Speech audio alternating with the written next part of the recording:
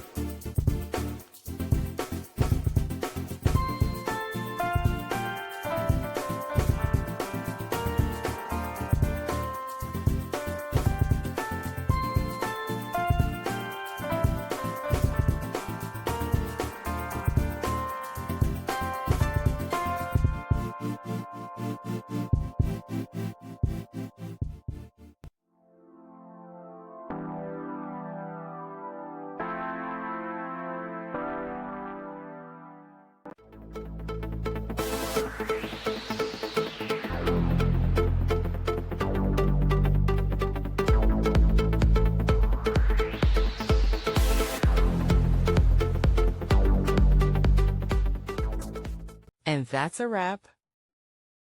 I hope you found the answer you were looking for. If you did, take a second to hit that subscribe button. It really helps out. And let me know in the comments which solution worked best for you. See you next time in the debug zone.